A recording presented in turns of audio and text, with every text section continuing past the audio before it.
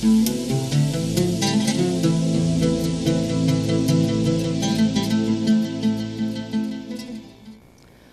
pemirsa TV yang dirahmati Allah, kita bertemu kembali di program Ustaz Menjawab hari Jumat yang mulia ini. Kami beri kesempatan kepada bapak-bapak dan ibu-ibu pemirsa TV untuk bertanya. Telepon langsung di interaktif 0812 7940 7106. Boleh juga WA, SMS di 0813 6025 6228. Pemirsa TV yang dirahmati Allah, menjaga adab, adab kepada diri kita sendiri. Jadi jangan hanya beradab kepada orang lain, lupa kepada diri kita. Jadi ada istilah begini, kita senang melihat orang yang bersih, bersih pakaiannya, bersih badannya. Jadi kita juga harus cemburu, kita juga harus bersih. Kita harus bersih pakaian kita harus bersih, badan kita harus bersih, maka kita perlu mandi. Jangan sampai tidak pernah mandi. Kalau kita tidak pernah mandi kan berbau anyir kita. Jadi tidak disenangi orang. Jadi membersihkan badan, menjaga kulit, menjaga segala-galanya, itu bagian dari adab kepada diri sendiri.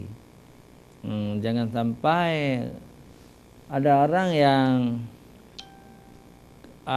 tahi matanya pun tidak dibuang. Jadi mata aja jalan. Jadi cuci muka dulu supaya nggak ada tahi mata atau yang lain-lain lah. Jangan sampai gigi tidak kita gosok, itu kan tidak beradab. Jadi semua itu harus kita jaga. Dalam berpakaian juga, berpakaian yang rapi, yang bersih, itu disebut adab kepada diri sendiri. Itu yang lahir-lahir. Tapi yang batin, spiritual, itu sangat perlu. Kita harus membuang semua penyakit-penyakit yang dilarang oleh Allah, dengki, khianat, ujub, riya, takabur, dan lain-lain harus kita buang. Kalau kita jaga itu kita sudah beradab kepada diri sendiri. Jadi banyak orang dengki, banyak orang khianat. Bahasa Aceh dikatakan orang dengki dengan khianat mewalanan atihdraw. Jadi orang yang dengki dan berkhianat itu kembalikan laknat Allah kepada yang berkhianat itu. Maka jangankan kita berkhianat, niat untuk berkhianat saja jangan ada sama kita. Niat aja untuk berkhianat enggak usah ada. Tidak ada manfaatnya berkhianat itu, hanya merugikan diri kita sendiri. Begitu juga dengan amalan-amalan saleh kita. Kalau kita bersedekah walaupun sedikit, katakanlah 1.000 atau 2.000, harus dengan ikhlas lillahi ta'ala. Banyak juga harus ikhlas. Jangan ada ujub riya di situ. Jangan ada tum'ah di situ. Jadi ujub itu supaya kita dikatakan kita orang hebat, orang yang dermawan mau bersedekah. Riya juga supaya dipuji-puji orang. Tum'ah supaya dilihat orang. Enggak usah itu. Enggak usah, bersedekah lillahi ta'ala. Dilihat orang itu, kalau orang melihat kita bersedekah enggak masalah, yang penting niat kita lillahi ta'ala, membantu fakir miskin. Karena membantu fakir miskin itu sudah diperintahkan oleh Allah kepada kita. Sudah diperintahkan oleh Allah kepada kita, wala yahuddu ala ta'amil miskin, memberi makan kepada fakir miskin. Kemudian banyak lagi ayat-ayat yang lain bahwa di dalam harta kita adalah ada hak-hak fakir miskin. Pemirsa TV yang dirahmati Allah, ya, ini sudah ada SMS dari Ibu Nurjannah di Darussalam. Assalamualaikum warahmatullahi wabarakatuh. Ustaz Amir yang terhormat, saya ada problem dalam kehidupan rumah tangga. Jadi sang suami juga anak-anak itu sangat susah kita ajak ke masjid untuk salat jamaah. salatnya ada, tapi salatnya di rumah. Bagaimana Ustaz Amir supaya keluarga saya menjadi keluarga yang salat berjamaah? Wassalam Ibu Nur Jannah di Darussalam. Baik Ibu Nur Jannah, sangat bagus pertanyaan, dan tidak berlebih-lebihan. Iya, kita ajak terus dengan lemah lembut. Ya. Bang, saya rindu ke masjid. Saya ingin salat jamaah subuh di masjid. Izinkan saya bang, saya salat di masjid. Jadi enggak usah mengajak suami dulu. Tetapi beberapa hari kemudian kita coba aja, bang, yuk sama-sama kita salat jamaah di masjid. Itu mungkin lembut hatinya, suami pun akan pergi ke masjid. Kalau suami sudah pergi ke masjid, anak-anak itu juga kita ajak ke masjid. Tetapi jangan dipaksa-paksa ya, harus menggunakan metode bil hikmah. Kita ceritakan dulu betapa besarnya salat jamaah, apalagi salat jamaah subuh. Salat jamaah yang pertama itu dapat pahala kita 27 derajat. Atau perbandingannya, sekali kita salat di rumah, kalau salat berjamaah di masjid, seperti seolah-olah kita salat 27 kali di rumah. Sekali salat berjamaah sama dengan 27 kali salat sendiri. Tetapi para ulama mengatakan lebih lagi, bukan hanya 27 kali, tetapi 20 derajat itu adalah sangat banyak pahalanya, berdasarkan sebuah hadis Rasulullah. Salat fajar itu ya, salat subuh itu pahalanya seluas langit dan bumi. Luar biasa Ibu. Itu kiat-kiatnya. Di samping ibu boleh berdoa kepada Allah setelah salat, ya Allah ya Rabbi, tingkatkan iman dan takwa suamiku dan anak-anakku supaya mereka mau salat berjamaah di masjid. Itu kan boleh-boleh saja kita minta kebaikan kepada Allah Subhanahu wa taala. Baik Ibu Nur Jannah. Ini di WA juga sudah masuk ya. Iya. Assalamualaikum warahmatullahi wabarakatuh. Waalaikumsalam warahmatullahi wabarakatuh. Ustaz, terlalu banyak ceramah-ceramah selama ini sehingga membosankan kita dengar. Ada ceramah di radio, ada ceramah di TV, ada ceramah di masjid, juga ceramah di mana-mana, sehingga kadang-kadang kepala kita Ustaz tidak bisa menerima banyak sekali ceramah. Itu bagaimana? Wassalam Abi Fathur ya. Abi Fathur ini di mana? Banda Aceh ya. Enggak ditulis di mana ya. Katakanlah di Banda Aceh. Abi Fathur atau Fathur mungkin bacaannya ini. Abi Fathur ya. Biar banyak. Ada ceramah di TV, ada ceramah di radio, ada ceramah di masjid, biar banyak enggak apa-apa. Kalau kita tidak mampu mengikuti semua tidak masalah. Ikuti aja beberapa ceramah, kemudian kerja. Jangan juga mengikuti terus-menerus ceramah-ceramah itu. Kapan kita cari nafkah, kapan kita kerja ya, kapan kita berolahraga. Jadi ikuti yang mampu kita ikuti. Tapi banyaknya ceramah itu perlu. Kadang-kadang kita tidak sempat mengikutinya, teman kita dapat sempat mengikutinya. Kadang-kadang ceramah yang kita sempat ikuti, teman kita tidak sempat mengikuti. Jadi terserah kepada yang mengikutinya. Seperti sekarang ini kan channel televisi itu sangat banyak. Tinggal kita pindah-pindah gitu. Kalau dulu satu cuma TVRI, sekarang cukup banyak ya. TV-TV daerah juga banyak. Jadi terserah kepada yang ingin menonton itu. Ya. Memang betul Pak Patur ya, betul. Kalau ceramah terlalu banyak itu kan, kalau kita ikuti terlalu banyak terus menerus juga akan mendatangkan kebosanan, bosan kita. Jadi tidak usah kita ikut semuanya, ya. Tapi jangan sampai kita tidak ikut semuanya. Jangan sampai kita tidak suka kepada ceramah. Itu salah, karena ceramah itu adalah menuntut ilmu. Kita dengar ceramah, apalagi ceramah itu disampaikan oleh orang-orang yang berkualitas, urung malim ya, tengku malim, urung na ilme ya. Enak sekali. Jadi itu makanan rohani kita. Jadi dapat pahala kita. Ya, kita terima telepon dulu. Assalamualaikum. Waalaikumsalam Pak Ustaz. Ya, silakan Pak Hasyim, silakan. Jadi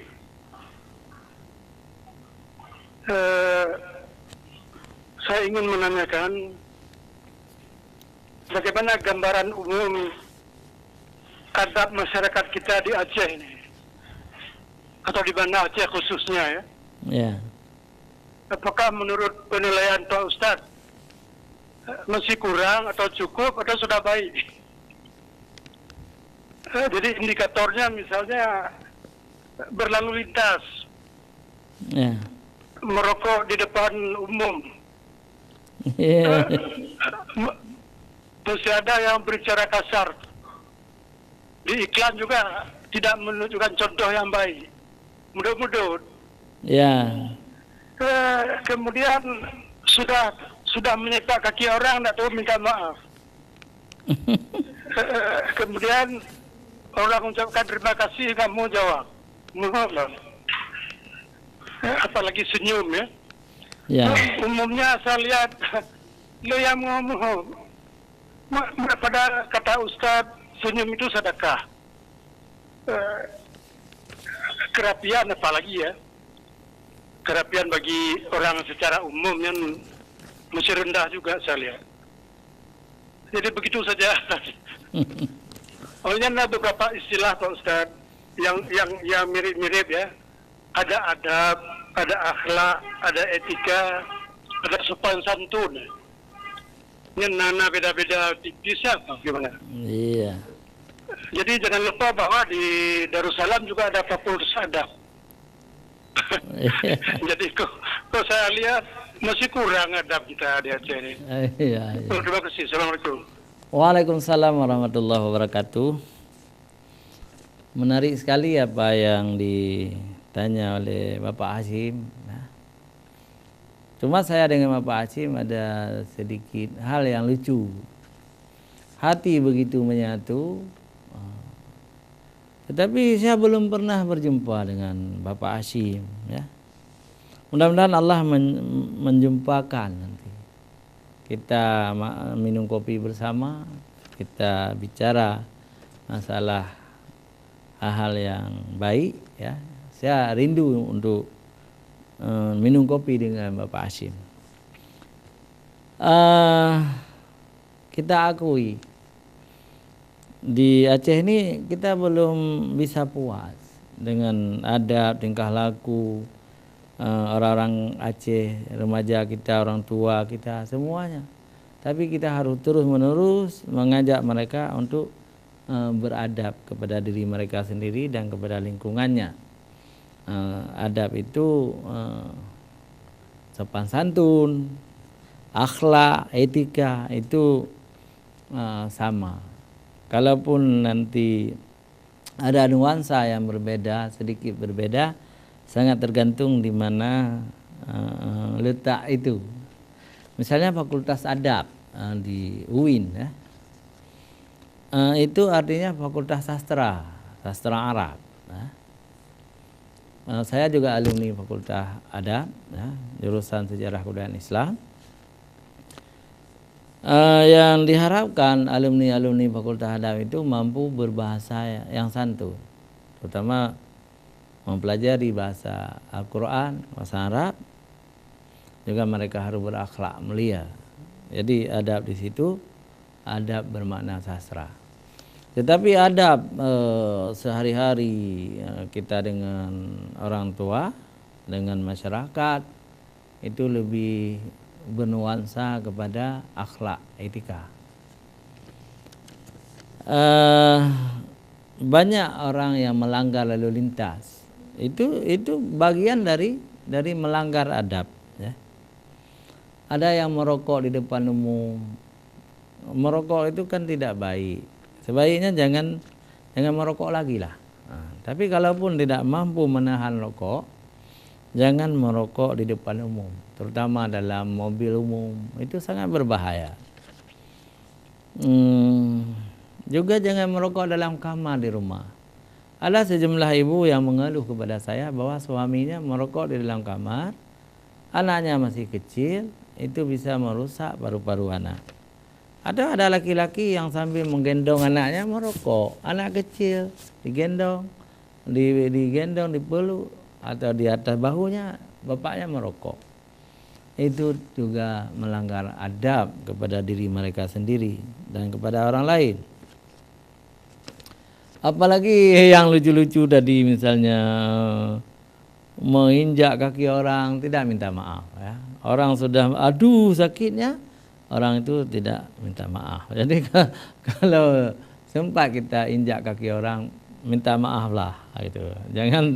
Jangan sok gagah tidak mau minta maaf. Orang sudah menjerit. Begitu juga dalam berpakaian. Kalau kita ke masjid misalnya, janganlah pakai pakaian-pakaian iklan orang, menulis yang tertulis tercetak, pilihlah nomor partai fulan, pilihlah saya. Itu mengganggu orang lain yang salat jemaah. Jadi kalau ke masjid, pakailah pakaian sebaik-baik pakaian adalah pakaian putih yang tidak ada tulisan apapun. Jangan iklan orang, apalagi iklan-iklan yang sangat tidak islami. Misalnya iklan obat-obat dengan pakaian perempuan yang tidak tutup aurat, lalu kita pergi ke masjid salat, dilihat oleh orang di belakang, di punggung kita. Itu tidak beradab. Jangan seperti itu. Jadi yang terakhir, Bapak Hashim ingin mengajarkan kita bahwa adab, akhlak, sopan santun memang dalam bahasa Indonesia itu ada nuansa-nuansa yang berbeda, tetapi pada hakikatnya itu bagian dari adab semuanya, atau bagian dari akhlak yang mulia semuanya. Baik Bapak Hashim, terima kasih banyak. Syukuran jazilah wa ila liqa. Kita baca lagi ini SMS dari Boboy. Ini Boboy ini anak muda nampaknya. Dari Boboy. Ustaz yang terhormat, saya ingin bertanya, Ustaz, apa hukumnya kami anak-anak muda itu berambut gondrong, dan kalau kami salat tidak menggunakan peci? Rambut kami kadang-kadang jatuh ke dahi. Mohon penjelasan Ustaz. Baik. Ini mungkin anak muda atau remaja ya. Boboy. Di mana Boboy? Di mana Aceh juga mungkin ya. Atau di Aceh besar. Jadi Boboy ya, berambut gondrong itu tidak haram. Silakan saja berambut gondrong. Tetapi kalau dicukur dipendekkan mungkin lebih baik ya. Dipendekkan lebih baik. Tapi anak muda mau gondrong juga silakan. Cuma ingat, jadi rambut gondrong yang jatuh menutupi dahinya itu membuat salat tidak sah. Kita ikat-ikat dengan kain, dengan karet. Itu boleh saja. Tetapi jangan sampai menggunakan tangan atau menggerak-gerakkan kepala. Ada orang sambil bersujud, gini kan, atau dengan tangannya disibak, itu tidak sah salatnya. atau ada yang mengatakan makruh gitu. Ya. Tapi ada ya ulama yang mengatakan tidak sah gitu, karena menggunakan gerakan-gerakan. Jadi kalau Anda rambut gondrong, pakailah peci sehingga rambut itu tidak jatuh ke depan. Iya. Jadi bagaimana kita larang anak-anak berambut gondrong, dulu kita juga berambut gondrong. Saya waktu SMA dulu berambut gondrong juga. Jadi memang dunia anak-anak itu. Tapi alhamdulillah anak-anak muda sekarang banyak yang tidak suka lagi. Banyak anak-anak muda sekarang tidak suka lagi berambut gondrong. Baik Boboy ya, mudah-mudahan Boboy bisa salat tanpa jatuh rambut ke menutupi dahi ya. Baik. Kita baca lagi ya. Wah, ini dari Pak siapa namanya ini? Pak Usman. Nah, Pak Usman di mana Aceh. Assalamualaikum warahmatullahi wabarakatuh. Ustadz Amir yang mulia, saya ingin bertanya, apa hukumnya perempuan salat jamaah di masjid di hari Jumat? Wassalam. Pak Usman. Jadi kalau masjid itu memberi kesempatan kepada perempuan untuk salat Jumat di hari Jumat, ada tempatnya, itu boleh-boleh saja, dan tidak perlu lagi salat zuhur. Kewajiban zuhur 4 rakaat itu sudah gugur juga. Tetapi perempuan tidak wajib salat Jumat. Kalau masjid itu tidak ada tempat, seperti masjid raya itu tidak ada tempat bagi perempuan. Masjid Al-Ma'mun juga tidak, masjid lain juga tidak. Banyak yang tidak diberi kesempatan kepada perempuan, artinya tidak ada tempat ya. Masjid penuh dengan laki-laki, maka ibu-ibu tidak usah pergi ke masjid di hari Jumat. Salat di rumah saja. Dulu tahun 80-an di Masjid Raya ada jamaah Jumat perempuan, tapi tidak banyak ya, sekitar 20 orang, 30 orang. Jadi sah Jumatnya. Tapi sekarang di Masjid Raya tidak ada lagi jamaah Jumat perempuan.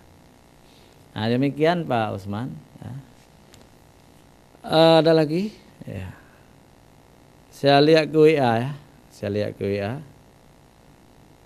Iya, nampaknya di WA ada 3 nih. Iya, ada 3. Ini yang pertama dari Tengku Mukhlis Adam. Nah, Tengku Mukhlis Adam. Assalamualaikum warahmatullahi wabarakatuh. Waalaikumsalam. Ustadz Amir yang terhormat, saya ingin bertanya, apakah pegang tongkat di hari Jumat itu sunat atau bid'ah? Mohon dijelaskan. Wah, Pak Mukhlis Adam. Jadi hal-hal seperti ini nggak usah ditanya lah ya. Ini adalah khilafiyah, tapi nanti juga kita jawab sedikit ya setelah jeda iklan berikut. Jangan kemana-mana, kita kembali setelah jeda iklan berikut.